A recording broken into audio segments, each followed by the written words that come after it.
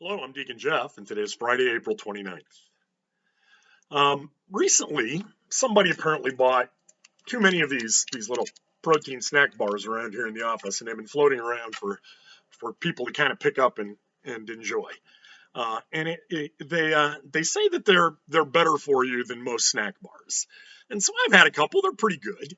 And I have to say that they kind of reminded me of a TV commercial that I've seen recently for a particular brand of these little protein bars called Kind bars. And Kind bars have a tagline in their commercial that says that there's a difference between being kind and nice. And the tagline is that kind is honest and stands its ground. Nice can be passive. Kind requires action and courage. Nice avoids conflict. I thought, well, that's interesting, but is that just the opinion of some marketing person with kind bars, or is that really the difference between kind and nice? So, being a curious soul, I went ahead and pulled out the dictionary and looked up nice. And it turns out, yeah, they're pretty much right. Niceness, the dictionary says, is the quality of being agreeable, pleasant, polite. And then I looked up kindness. And the dictionary says that kindness is the quality of using one's time, talent, and resources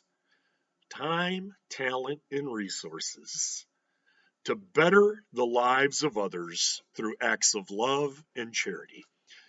Wow, I thought, that sounds really familiar. How often have we, in our faith, heard how we should use our time, talent, and treasures, our resources, for the betterment of everyone else? That is in fact at the very heart of our Catholic Christian teaching of the kind of love that we call agape, sacrificial love. Matter of fact, St. Thomas Aquinas defines love as willing the good of another. Now he's talking about that particular highest kind of love, agape, willing the good of another. But sometimes I think that our society values the quality of niceness more, and maybe even at the expense of valuing the quality of kindness. We want to avoid conflict. We don't want to get involved in disputes, even if it's important to better society. Let's just avoid those things. But if love is willing the good of another, and the highest good possible is achieving eternity in heaven, then that love of others, wanting everyone to achieve heaven, is a virtue that requires action and courage. Sometimes what we call tough love, which may seem sometimes not to be quite so nice, but it's what's necessary if we want the best for the other person. And that's what our readings today are all about. In our first reading from the Acts of the Apostles, we hear how the apostles are arrested because they've been preaching Christ crucified by the Jewish leaders and risen from the dead as the way to heaven. And the Jewish leaders say, well, that's not very nice to accuse us of murdering God's son. You should stop that. But the apostles realize that that's the way that people have to embrace to get to heaven.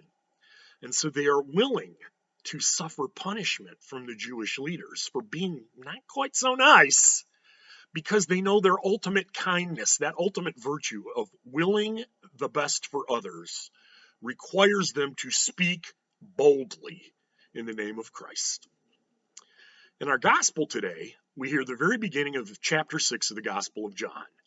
Now, I think most of you probably know that near the end of chapter 6 of the Gospel of John, Christ preaches probably his boldest sermon, what has become known as the bread of life discourse.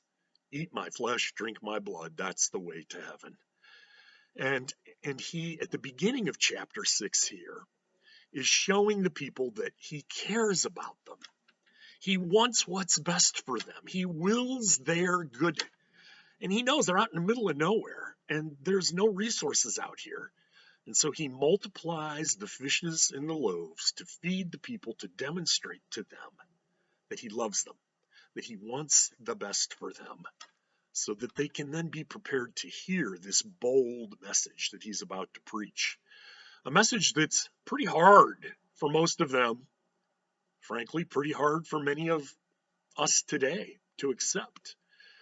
But Jesus wasn't messing around here in the Bread of Life discourse. He wasn't speaking symbolically, because at the end of the Bread of Life discourse, when he said, you got to eat my flesh, actually a better translation of that word is gnaw my flesh and drink my blood if you want to be saved. A bunch of people said, no, we can't accept that. If he really means that, we're out of here. He's crazy. And what did Jesus do? Did he run after them and say, no, you don't understand. You're taking it the wrong way. I want to be nice. That's just symbolic. No. He said, let him go. Get out of here. People who he loved, disciples of his that have been following him for a long time.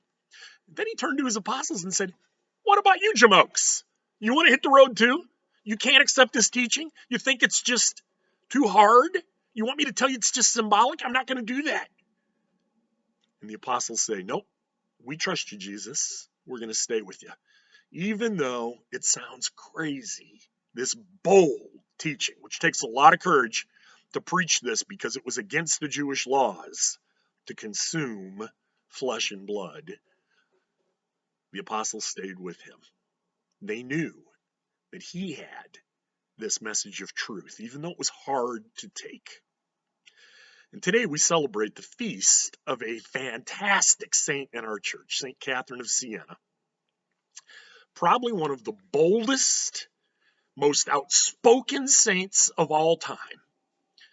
At a time during the Middle Ages when women, especially young girls as she was at the time, weren't valued at all.